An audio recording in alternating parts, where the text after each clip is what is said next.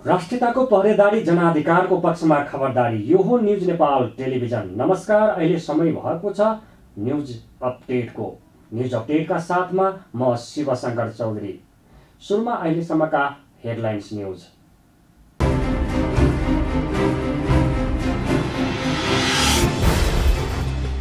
श्रमजीवी पत्रकारहरूको न्यूनतम पारिश्रमिक लागू गर्न उपराष्ट्रपति नन्द बहादुर पुनद्वारा सरकारको ध्यानाकर्षण। पत्रकारहरूको श्रमको सम्मान हुने व्यवस्थाको सुनिश्चितता गर्न जरुरी रहेको उपराष्ट्रपति पुनको भनाइ। खुला मन्दिरभित्र बनाइएका संरचना काठमाडौँ महानगरपालिकाद्वारा हटाइँदै 3 दिनभित्र खुला मञ्च खाली गरिने काठमाडौँ महानगरका नगर प्रहरी नायब उपरीक्षक दिनेश अर्यालद्वारा जानकारी। पत्रकारितामा पारिश्रमिकको विषय मुख्य चुनौतीको रूपमा आएको पत्रकारहरूको भनाइ। महिला पत्रकारहरू पत्रकारितामा टिकिरहन समस्या रहेको क्रियाशील पत्रकारहरूको गुनासो। विभिन्न सेवाको जानकारी दिन एन्टी च्याट बोट सेवा नेपाल टेलिकमद्वारा शुभारम्भ। सेवा प्रदान गर्ने विधिहरूको बारेमा कम्पनीको वेबसाइटबाटै जानकारी लिन सकिने र 2 खेल अगावै उपाधि उपचारमा एबिएफ सफल। लिगमा बिहिबार वालिङ नगरपालिका, स्याङ्जा र चन्द्रपुर नगरपालिका प्रतिस्पर्धा।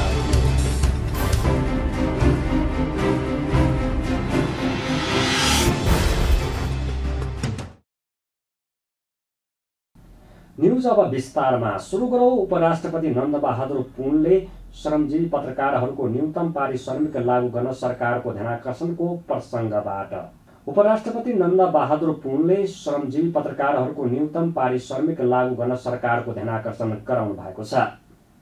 बुधबार नेपाल पत्रकार महासङ्घको 26औं महाधिवेशनलाई सम्बोधन गर्दै उपराष्ट्रपति पुनले श्रमजीवी पत्रकारहरूको न्यूनतम पारिश्रमिक लागू गर्न र साना लगानीको सञ्चार माध्यमहरूको उत्थानका लागि सरकारको ध्यानाकर्षण गराउनु भएको हो। जनतालाई सुसूचित गर्दै नागरिक आन्दोलनको पक्षमा उभिने तथा लोकतन्त्रको रक्षाको निम्ति पहरेदारी गर्ने पत्रकारिता क्षेत्रमा नयाँ पुस्तालाई आकर्षित गर्नका लागि पत्रकारहरूको श्रमको सम्मान हुने व्यवस्थाको सुनिश्चितता गर्नु जरुरी रहेको उहाँको भनाइ छ। अर्कोतर्फ सार्वभौम सत्ता, भौगोलिक अखण्डता, राष्ट्रियता लगायतका विषयमा सञ्चार जगतले ध्यान दिनुपर्ने कुराहरू संविधानले नै प्रष्ट पारिसकेको छ र पत्रकारहरू आफैले आफ्ना लागि आचार संहिता पनि बनाइएको सन्दर्भमा कानुनहरू प्रेस मैत्री बनाउन म सबै पक्षहरूको पनि ध्यान आकर्षण गराउन चाहन्छु। आम नागरिकलाई सत्य र तथ्यको आधारमा सही सूचना प्रवाह गर्ने, विवेकले भरिपूर्ण प्रतिपक्षको भूमिका निर्वाह गर्ने तथा राज्यको चौथो अङ्गको समेत भूमिका खेल्ने भएकाले सधैँ अग्रगमनको पक्षमा उभिने, चुनौतीपूर्ण र संवेदनशील क्षेत्रमा काम गर्ने तपाईँ पत्रकार साथीहरूले विभिन्न समस्याहरू भोगिराख्नु भएको छ। पत्रकारहरूले न्यूनतम पारिश्रमिक समेत, यहाँ अघि कुरा पनि उठेको छ, पारिश्रमिक समेत पाउन नसकेको गुनासाहरू आइरहेका छन्, जो कुरा अघि मन्त्रीज्यूले प्रश्न पारिसक्नु भएको छ।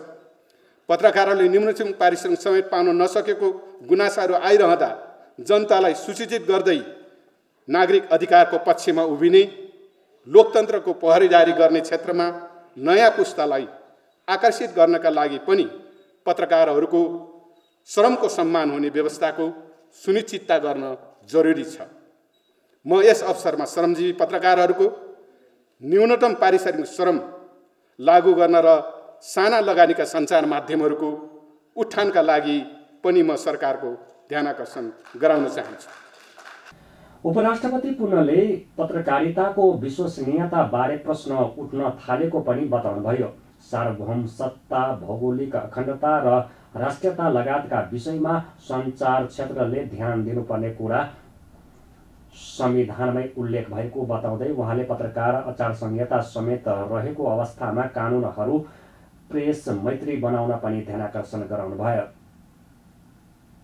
पछिल्ला दिनमा पत्रकारिताप्रति जनगुनासाहरू पनि थपिँदै आएका छन्। सूचना र प्रविधिको युगका कारण नागरिकहरूमा चेतनाको अभिवृद्धि भएको छ र सामाजिक सञ्जालको प्रयोग उच्च छ। पत्रकारिता क्षेत्रमा के भइराखेका छन् भन्ने कुरा नागरिकहरूले तुरुन्तै सामाजिक सञ्जाल मार्फत जवाब दिन सक्ने अवस्थामा जनताहरू पुगिसकेका छन्। हाम्रो पत्रकारिताले कतै विश्वसनीयता गुमाउन थालेको त होइन भन्ने प्रश्न पनि उठ्न खोजेको देखिन्छ। ठुला सञ्चार माध्यमहरूमा पनि कहिलेकाहीँ धर्म छोडेको जस्तो देखिनु, सिद्धान्तबाट डगबाउन थालेको जस्तो देखिनु, आशाको सञ्चार गर्ने भन्दा पनि निराशा मात्रै बाँडेको जस्तो देखिनु जस्ता प्रश्नहरू जबरजस्त उठ्न थालेको पनि देखिन्छ। मलाई विश्वास छ यहाँहरूले यसबारेमा गम्भीर मनन पक्कै पनि गरिराख्नु भएको छ। उपराष्ट्रपति पुनले नेपालको राजनीतिक परिवर्तनमा पत्रकार महासङ्घको भूमिका महत्त्वपूर्ण रहेको उल्लेख गर्नुभयो। नेपाली जनताको सङ्घर्षबाट प्राप्त उपलब्धिको रक्षाको निम्ति संविधानलाई स्वस्थ राख्नुपर्ने उहाँको भनाइ छ। काठमाडौँ महानगरपालिकाले खुल्ला मञ्चभित्र बनाइएका संरचना हटाउन थालेको छ। खुल्ला मञ्चमा वीर अस्पताल र दरबार हाई स्कुलको भवन पुनर्निर्माण गर्न निर्माण सामग्रीहरू र त्यहाँ काम गर्ने केही कामदारहरू अस्थायी रूपमा बस्दै आएका थिए। दुवै भवन निर्माण सम्पन्न भए पनि निर्माणकर्ताले निर्माण सामग्री र कामदारहरू हटाइएको थिएन। काठमाडौँ महानगरले खुल्ला मञ्चभित्र भएको अतिक्रमण रोक्न नसकेको आरोप खेप्दै आएको थियो। बुधबार महानगरले डोजर लगाएर त्यसभित्र रहेका घर टहरा साथै सबै संरचना भत्काउन थालेको छ।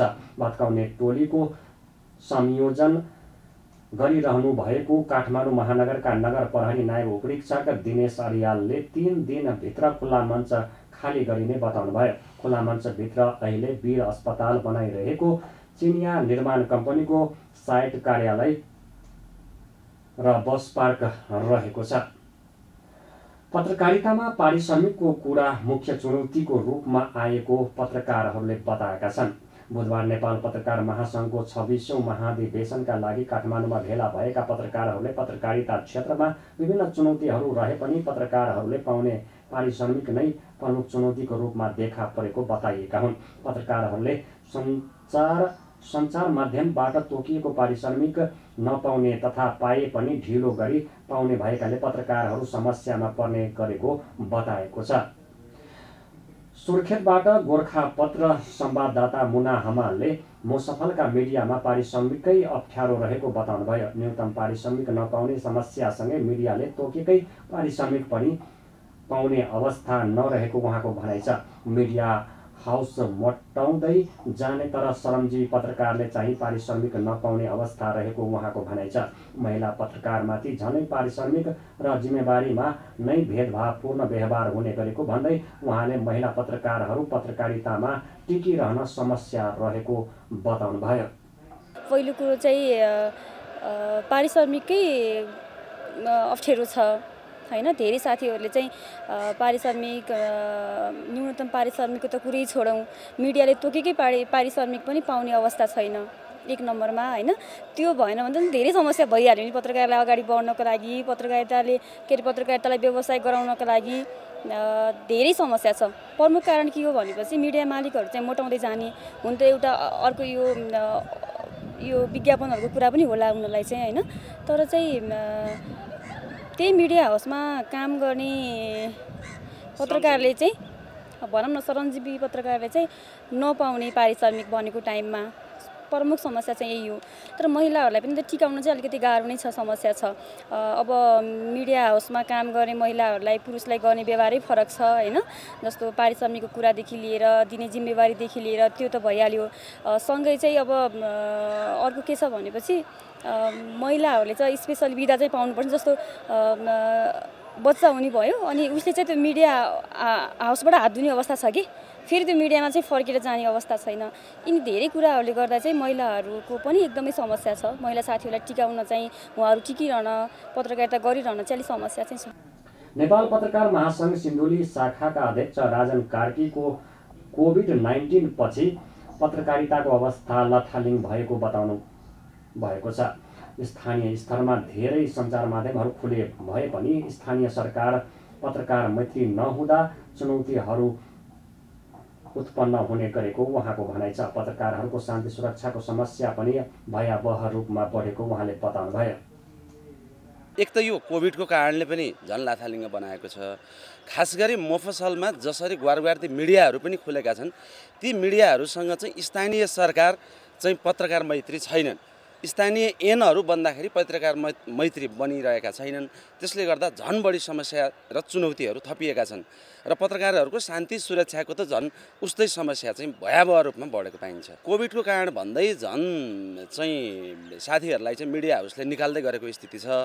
त्यसमा अब हामीले महासङ्घसँग पनि अपिल गरिरहेका छौँ। महासङ्घ आफू पनि मिडिया हाउसहरूसँग कुराकानीमा त जुटिरहेको होला र हामीले जिल्लामा पनि पत्रकार महासङ्घ मार्फत चाहिँ कोअर्डिनेसन गरेर मिडिया हाउसहरूलाई चाहिँ तलब जसरी पनि खुवाउनुपर्छ भनेर चाहिँ लागिरहेका छौँ। नेपाल पत्रकार महासङ्घ काठमाडौँ शाखाका अध्यक्ष सन्तराम बिडारीले कोभिड-19 को बहानामा पत्रकारहरू जागिरबाट निस्किने तथा पारिश्रमिक नपाउने समस्या उत्पन्न भएको बताउनुभयो। ठूला मिडिया हाउसहरू केवल व्यवसाय उन्मुख मात्रै भएको उहाँको भनाइ छ। साना तथा स्वरोजगारमुखी मिडिया जीवन मरणको सङ्कटमा रहेको अध्यक्ष बिडारीले बताउनुभयो। यो कोभिडको बहानामा जागिरबाट निष्कासित हुने, तलब नपाउने, बेतलब बिदा बस्नुपर्ने अनेक समस्याहरू भयो। श्रमजीवी पत्रकारको समस्या ज्वलन्त रूपमा भयो। त्यसै गरी अर्को चाहिँ मिडिया हाउसहरू पारदर्शिता लगानी, विदेशी लगानीको चाहिँ एकदम अस्पष्ट लगानीहरू, अपारदर्शी लगानीहरूको समस्याले पनि मिडिया क्षेत्रलाई चाहिँ अलिकति मिडिया क्षेत्रलाई अलि कुपोषित जस्तो बनाइरहेको छ। एजेन्डा सेटिङमा उनीहरूको हिडेन एजेन्डाहरू चाहिँ प्रभाव भएर मिडियाले चाहिँ जुन दायित्व समाजप्रति निर्वाह गर्नुपर्ने दायित्व छ, त्यो निर्वाह गर्ने दायित्वबाट चुकिरहेको, व्यवसायमुखी भइरहेको, कर्पोरेट उन्मुख भइरहेको भन्ने खालको समस्या छ। त्यसै गरी साना तथा स्वरोजगारमुखी जुन मिडियाहरू छन् तिनीहरू जीवन मरणको दोसाँधमा छन्, सङ्कटमा छन्। तिनीहरूलाई चाहिँ माथि उकास्नुपर्छ भन्ने कुरा पनि छ। नेपाल पत्रकार महासङ्घका केन्द्रीय सदस्य रामप्रसाद दाहालले प्रेस तथा अभिव्यक्ति स्वतन्त्रतामा अङ्कुश लगाउने खालका कानुनहरू नआउन भन्नेतर्फ ध्यान दिनुपर्ने बताउनुभयो। श्रमको मूल्य पाउने वातावरण बनाउनु पर्ने अर्को चुनौती रहेको उहाँको भनाइ छ। कोभिड-19बाट थलिएका स्वरोजगारमूलक मिडियाको निरन्तरताको प्रबन्ध गर्नुपर्ने अवस्था रहेको दाहालले बताउनुभयो।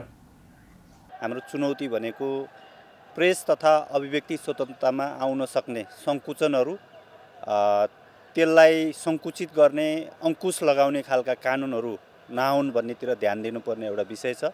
यो सँगसँगै श्रमजीवी पत्रकारहरूले श्रमको मूल्य पाउने वातावरण बनाउनु पर्यो भन्ने अर्को चुनौती छ। त्यो वातावरण बनाउनु पर्ने चुनौती छ। त्यो सँगसँगै हामी स्वरोजगारमूलक मिडियाहरू छन्, ती मिडियाहरूको निरन्तरताका लागि तिनीहरू कोभिडबाट थलिएका छन्, तिनलाई फेरि पुरानो अवस्थामा पुर्याउनको लागि हामीले तिनको निरन्तरताको प्रबन्ध गर्नु जरुरी छ। त्यो सँगसँगै अहिले सूचना प्रविधिले ल्याएको चुनौतीहरू छन्, ती सँगसँगै नेपाली मिडियालाई पनि लानुपर्ने चुनौतीहरू हामीसँग छन्। नेपाल पत्रकार महासङ्घका केन्द्रीय सचिव रेम विश्वकर्माले पत्रकारहरूले स्वतन्त्र रूपले लेख्न बोल्न पाउने वातावरण बन्न नसकेको बताउनुभयो। यस्तै पारिश्रमिक नपाउने, परिचय पत्र प्रदान तथा नवीकरणका पनि समस्या रहेको उहाँको भनाइ छ। विभिन्न राजनैतिक पार्टी तथा सरकारबाट धम्की आउने चुनौती रहेको उहाँले बताउनुभयो। चाहिँ तलबहरू नपाउने कुरादेखि छ, नियुक्तिका सवालहरू छन्। जस्तै परिचय पत्रहरूको नवीकरण हुने या परिचय पत्र प्रदान गर्ने कुराहरू लगायतका छन्। त्यसपछि गएर अरू सबै किसिमका थ्रेटहरू हैन, पत्रकारहरूलाई अहिले गएर निष्पक्ष भएर स्वतन्त्र भएर लेख्ने बोल्ने कुराहरूमा पनि विभिन्न राजनीतिक पार्टी या विभिन्न सरकारबाट पनि के अरे विभिन्न किसिमका थ्रेटहरू आउने प्रकारका अहिले नयाँ किसिमका चाहिँ के अरे चुनौतीहरू थपिएका छन्। र कोभिडले पनि अर्को पत्रकारहरूलाई बाँच्नको लागि धेरै अप्ठ्यारो चुनौती निर्माण गरेको छ। लगायतका पत्रकारहरूले समग्र स्वतन्त्र रूपमा चाहिँ काम गर्ने वातावरणहरू पाउन सकिरहेको अवस्था छैन। राज्यले पनि त्यसको जवाबदेही हुनुपर्छ। राज्यले पनि एउटा चाहिँ के अरे राम्रो वातावरण दिन सक्नुपर्छ। अर्को मिडिया हाउसले पनि तिनीहरू साँच्चै पत्रकारहरूलाई काम गराइसकेपछि उनीहरूलाई चाहिँ के अरे पारिश्रमिक दिनेदेखि लिएर नियुक्ति दिनेदेखि लिएर सम्मान गर्नुपर्छ। किनभने पत्रकारहरू भनेको काम गर्ने पत्रकारहरू भनेको हाम्रा यो संस्थाका खम्बाउन भन्ने ढङ्गले व्यवहार गर्न जरुरी छ। र त्यसले राजनीतिक पार्टी सरकार सबैले पनि उनीहरूलाई स्वतन्त्र र भयभीत तरिकाले चाहिँ काम गर्ने वातावरण दिनुपर्छ। त्यो भयो भने बल्ल पत्रकारहरूले स्वतन्त्र रूपमा चाहिँ आफ्नो पेसालाई अगाल्न सक्छ। विश्वकर्माले स्वतन्त्र पत्रकारिताको निम्ति राज्य पनि जवाबदेही हुनुपर्ने बताउनुभयो। राज्यले भयरहित र स्वतन्त्र तरिकाले काम गर्ने वातावरण दिनुपर्ने उहाँको भनाइ छ। मिडिया हाउसले पनि पत्रकारहरू आफूहरूको खम्बा ठानेर सम्मान गर्नुपर्ने उहाँले बताउनुभयो। नेपाल टेलिकमले विभिन्न सेवाको जानकारी दिन एन्टी च्याट बोट सेवा शुभारम्भ गरेको छ। टेलिकमका सहप्रवक्ता एवं उपप्रबन्धक रञ्जित लोहियाले टेलिकमका विभिन्न सेवाहरू तथा सेवा प्रदान गर्ने विधिहरूको बारेमा कम्पनीको वेबसाइटबाटै च्याट मार्फत स्वचालित रूपमा जानकारी प्राप्त गर्न सकिने गरी एन्टी च्याट बोट सेवा शुभारम्भ गरिएको बताउनुभयो। कम्पनीको वेबसाइट खोल्न साथ एन्टी च्याट बोटको सानो स्क्रिन देखा पर्ने र त्यहीबाटै च्याट गरी आफूले चाहिएको जानकारी लिन र गुनासो राख्न सकिने पनि सहप्रवक्ता लोहियाले बताउनुभयो। च्याट बोटमा कम्पनीका विभिन्न सेवाहरूको बारेमा जानकारी लिनका लागि उपलब्ध विकल्पको छनौट गर्न तथा नेपाली वा अङ्ग्रेजी भाषा छनौट गरी प्रश्न लेखेरै जिज्ञासा राख्न सकिनेछ। कम्पनीका विभिन्न सेवाहरू 4G, FTTH, GSM, prepaid, GSM, postpaid, landline, anti-app, online recharge offer package आदिको बारेमा च्याट गरेर सजिलै जानकारी प्राप्त गर्न सकिन्छ। नेपाल टेलिकमले आफ्ना विभिन्न सेवाहरूको बारेमा ग्राहकहरूलाई चाहिँ सजिलै सहज तरिकाले चाहिँ सुसूचित गराउनको लागि विभिन्न समयमा विभिन्न एप्लिकेसन्सहरू जस्तो हाम्रो मोबाइल एप भयो, वेबसाइट भयो, हाम्रो कल सेन्टरहरू भयो, त्यस्तोहरूबाट ग्राहकलाई सुसूचित गराउने गर्दै आएकोमा अहिले अब नवीनतम प्रविधिको रूपमा जताततै प्रयोगमा आइरहेको च्याटबट प्लेटफर्म भनेको एउटा स्वचालित रूपमा जवाब दिन सक्ने एउटा सिस्टमको पनि सुरुवात गरेको छ र यो च्याटबट प्लेटफर्म चाहिँ नेपाल टेलिकमले आफ्नो वेबसाइटमा यसलाई इन्टिग्रेट गरेको छ र यो च्याटबट प्लेटफर्मले चाहिँ ग्राहकहरूले जिज्ञासा राख्नुभएका कुनै पनि हाम्रो नेपाल टेलिकमको सेवा सम्बन्धी क्वेरिजहरूको बारेमा चाहिँ उहाँहरूले त्यो प्लेटफर्ममा बसेर इन्टरेक्ट गरेर त्यो सेवाहरूको बारेमा चाहिँ स्वचालित रूपमा जानकारी लिन सक्नुहुन्छ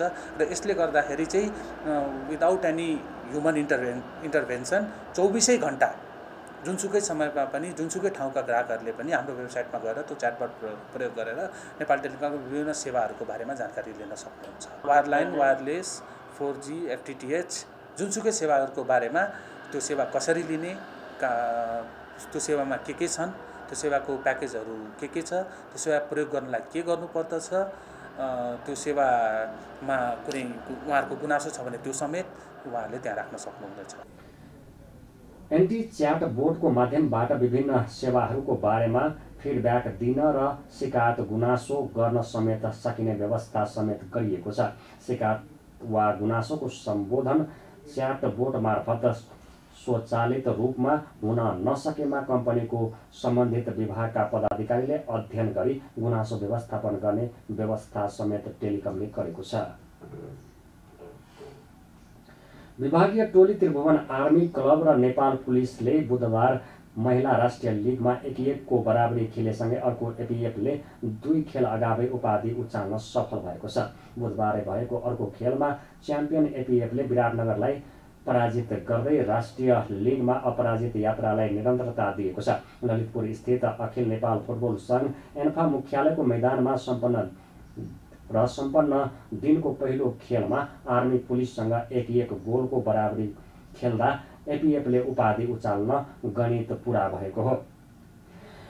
यद्यपि बुधबारै भएको खेलमा एपिएफले विराटनगरलाई 1-0ले पराजित गर्दा जारी लिगमा अपराजित यात्रालाई निरन्तरता दिएको हो। राष्ट्रिय महिला लिगको उपाधि उचालेको एपिएफको सुखद नतिजालाई निरन्तरता दिन अनिता केसीले 55औं मिनटमा गरेको गोल निर्णायक बन्यो। पहिलो हाफमा प्रतिस्पर्धात्मक बनेको खेलमा एपिएफले दोस्रो हाफमा मात्र गोल गर्न सफल भएको थियो। यसअघि पहिलो खेलमा आर्मीकी पुनम जर्गा मगरले 17औं मिनटमा आत्मघाती गोल गरेपछि पुलिसले खेलमा सुरुवाती अग्रता पाएको थियो।